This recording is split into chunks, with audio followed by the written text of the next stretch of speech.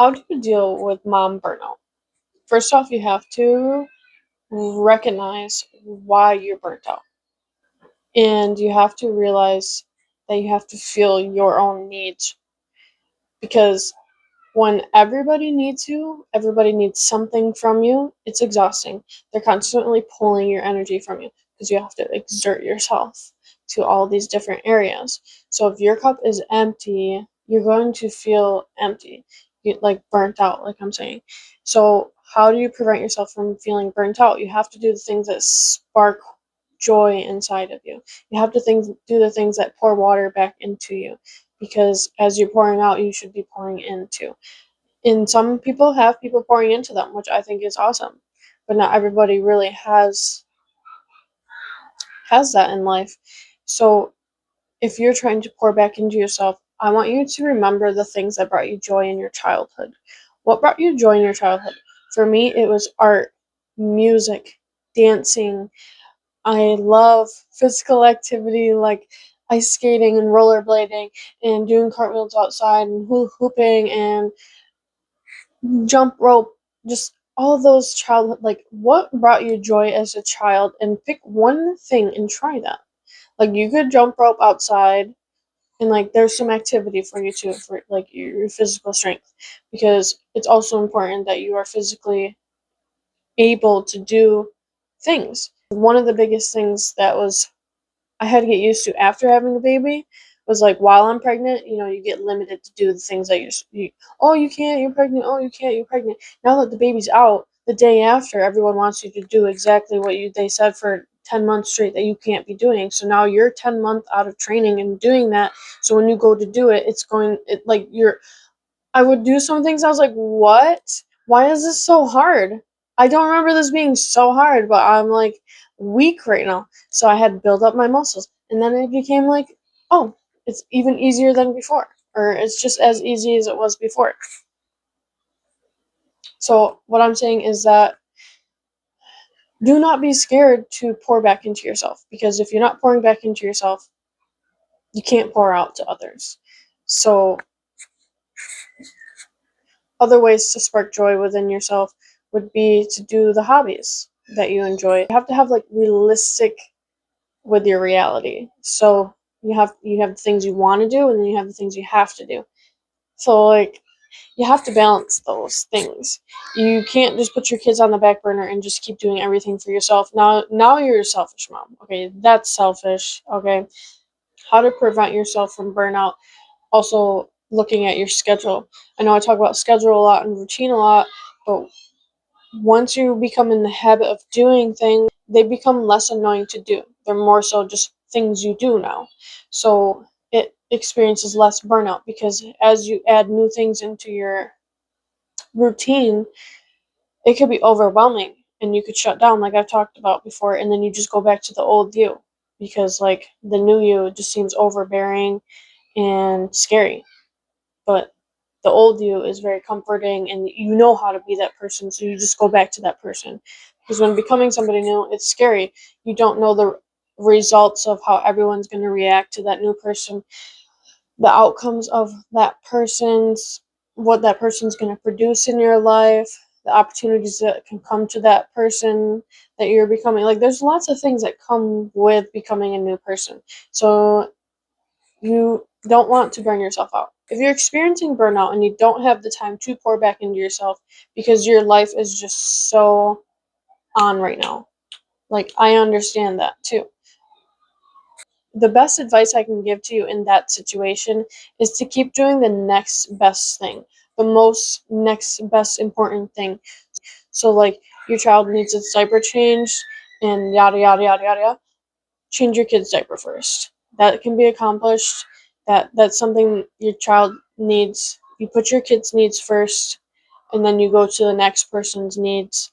Like, you have to prioritize who in your life is where, in what category, and you have to make sure you're not putting people that don't deserve to be high up in your list of things. Like, you have to prioritize people and things.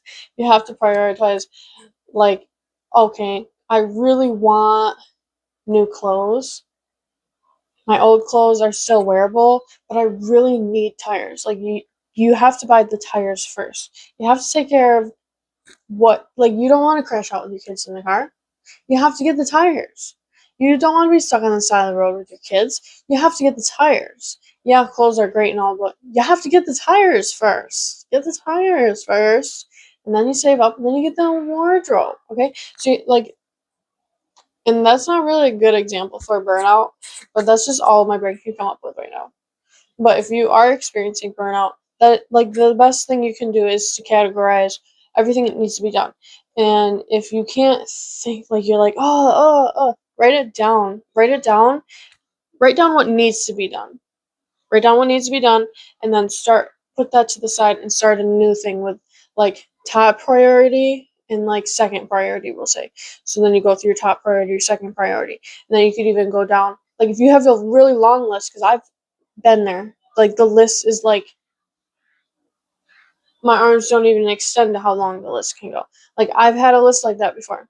And you're like, if you don't start checking some of those things off on the list, it's only going to get longer. So you have to start checking things off the list. And this is how you do it. You go through, you first prioritize, second priority.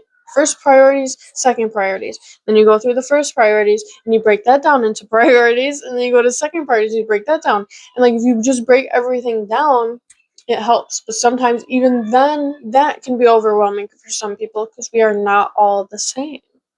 And what I have, if writing down the list seems too much, start with the immediate surroundings around you that need to be done.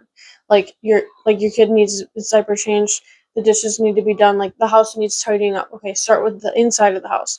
Oh, the outside, it looks a little whatever. Okay, get the inside where you are spend the most time, or, like, clean up the areas where you spend the most time, and then go hit the other areas, and then, like, start your radius larger and larger in that area. It's hard to feel collected as a person if your environment is out of control. Now, if you're not in control of your environment, because I've also been in that situation before, like, this is what I want for myself, but this is of what I can produce right now because I'm in this situation, and this is just what this situation calls of me right now. And I can't have everything I want right now, but I can have this for myself. But I can do this for myself, but I can change this for myself. Like, you have to think about things like that, because once you categorize the chaos, it starts to become less overwhelming. And then once you start marking things off the chaos list, it becomes breathable. And now you're just really good at organizing chaos. And now that you got really good at organizing chaos, more is going to come. Just so you know. Like, just so you know. It doesn't get easier. You just know how to handle more better. That's just life. Like, once you ace this test in life, oh, there's more coming at you. Like, there's more coming at you.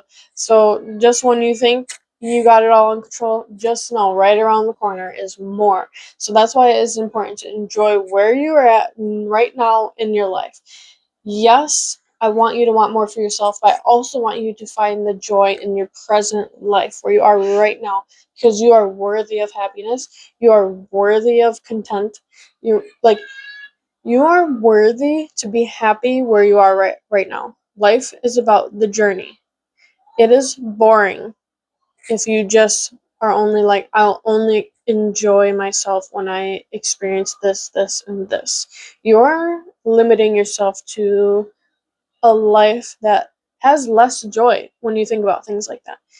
Just find happiness in what you have and be grateful for what you have, even if it's not everything you want right now. Because what you have could be somebody else's dream. What you have could be somebody else's lifetime achievements. So I want you to think deeper and stop being so hard on yourself. And I want you to be a loving person. And if you are not happy with who you are, it's hard to be a loving person, because we love our neighbors the way we love ourselves. So if you do not love yourselves, it's hard to love others. So I want you to love yourself and accept wanting to be better and accept everything that comes with life. Like everything that comes with life is for us to experience and talk about